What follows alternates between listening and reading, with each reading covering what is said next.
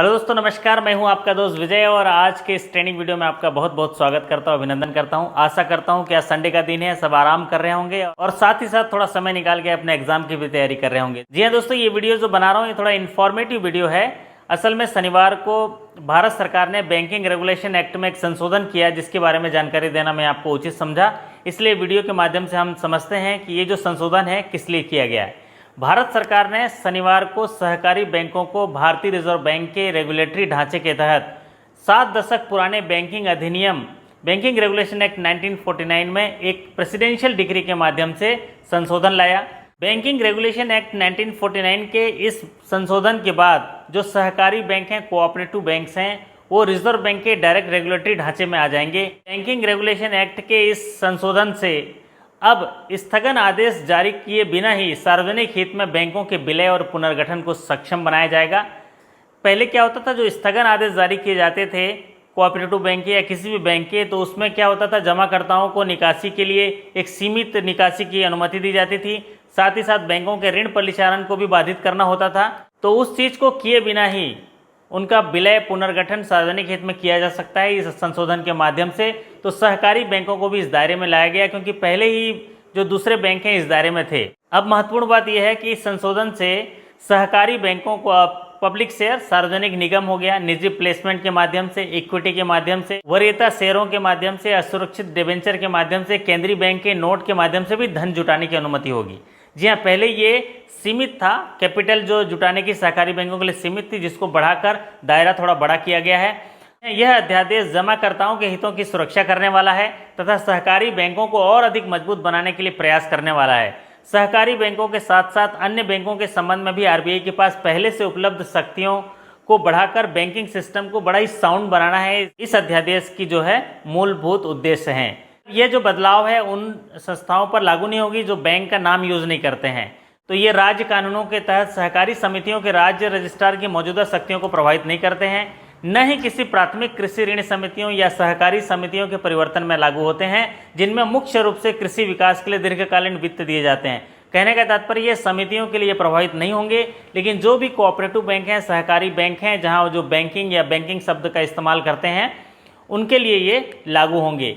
दरअसल केंद्रीय मंत्रिमंडल ने इस हफ्ते की शुरुआत में ही रिजर्व बैंक के सुपरविजन के तहत 1482 शहरी और 58 बहुराज्य सहकारी बैंकों को इस अध्यादेश में लाने की मंजूरी दी थी, जो कि उधारदाताओं के निरीक्षण को मजबूत करने के लिए, जमाकर्ताओं के विश्वास को बढ़ाने के लिए और पंजाब और महाराष्ट्र बैंक में जैसे धोखाधड़ी हुई थी, ऐसे धोखाधड़ी से रोकने के उद्देश्य से बनाया गया था। वर्तमान में अगर देखें तो सहकारी बैंकें जो हैं सहकारी समितियों और आरबीआई के दोहरे नियंत्रण में हैं, जबकि सहकारी समिति की भूमिका में निगमन, पंजीकरण, प्रबंधन, लेखा परीक्षा, निदेशक मंडल और परिसमापन का जो सुपरविजन है वो शामिल है, और आरबीआई जो है इस रेगुलेटरी कार्यों के लिए जिम्मेदार है। तो इस अध्यादेश के साथ डायरेक्ट जो है बिना स्थगन आदेश के जो है उनके सार्वजनिक हितों की रक्षा करने के लिए उन्हें पुनर्गठन या विलय के लिए जो है रास्ता साफ हो जाएगा। जी हाँ दोस्तों, सरकार का ये जो कदम है ना, पीएमसी बैंक के पतन के बाद, जिसने कथित तौर पर दिवालिया हो चुके जो एसडीआईएल है, आवास विकास और आधारभूत संरचना, housing development and infrastructure limited तक विस्तारित था, उसको लोन 4355 करोड़ को छिपाने के लिए जो काल्पनिक खाते बनाए गए थे पीएमसी बैंक में, उसको देखते हुए ये बड़ा कदम माना जा रहा है, क्योंकि रिजर्व बैंक ऑफ इंडिया ने सितंबर में ही धोखाधड़ी का पता लगाया, जिसमें लाखों लोगों के जमाकर्ताओं के पैसे फंस गए थे और बहुत लोगों को यहाँ पर परेशानी उठानी पड़ी थी। तो ऐसे घटना से दोबारा पुनरावृत्ति न हो पाए और अच्छा मजबूत हो जाए बैंकिंग सेक्टर, जिसमें कोऑपरेटिव बैंक को भी शामिल किया जा सके, इसीलिए ये संशोधन बैंकिंग रेगुलेशन एक्ट में लाया गया है, जो प्रेसिडेंशियल डिक्री के माध्यम से लाया गया है। मार्च में ही वित्त मंत्री निर्मला सीतारमण जी ने केंद्रीय बैंक को सहकारी बैंकों पर अधिक अधिकार देने के लिए संशोधनों को लोकसभा में पेश किया था, लेकिन कोविड-19 के प्रकोप के कारण संसद जो है परिवर्तनों की मंजूरी नहीं दे सकी थी। सरकार ने सहकारी बैंकों को सार्वजनिक निर्गम और निजी प्लेसमेंट के माध्यम से धन जुटाने की अनुमति दी है। ये एक सबसे बड़ा कदम है, क्योंकि इनसे सहकारी बैंकों को पूंजी की पहुंच बढ़ेगी, जो अब तक सीमित थी। तो मेन जो है सहकारी बैंकों को, कोऑपरेटिव बैंकों को इसके दायरे में लाया गया है, जिससे रिजर्व बैंक रेगुलेटरी ढांचे के तहत उनको अपने सीधे प्रत्यक्ष जो निगरानी में रखेगा और बिना स्थगन आदेश के जारी किए सीधे उनको विलय हो चाहे पुनर्गठन हो उस पर वो कार्रवाई कर सकता है। कि सार्वजनिक हितों की रक्षा हो सके और लार्ज स्केल ऑफ पब्लिक के लिए भरोसा बढ़ सके और उनके डिपॉजिट की सुरक्षा हो सके।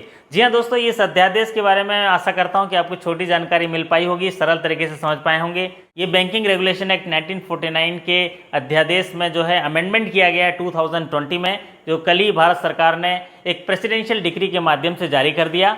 तो इसमें कोऑपरेटिव बैंक को डायरेक्ट निगरानी में रिजर्व बैंक के लाया गया है। तो बैंकिंग से जुड़े ऐसी जानकारियों के साथ मैं आपके बीच में आता रहूँगा, और आपके मन में भी कोई सवाल हो और अगर आप भी कुछ तरह की तैयारी चाहते हैं और मेरी मदद चाहते हैं तो आप बिल्कुल कमेंट करके इसको मुझे बताइएगा। जी हाँ दोस्तों, आशा करता हूँ कि आप सभी सकुशल होंगे और आप सभी की सकुशलता की कामना और सफलता की कामना करते हुए आपसे विदा लेता हूँ। फिर मुलाकात होगी अगले किसी वीडियो के साथ, तब तक के लिए आपका धन्यवाद, नमस्कार, थैंक यू सो मच।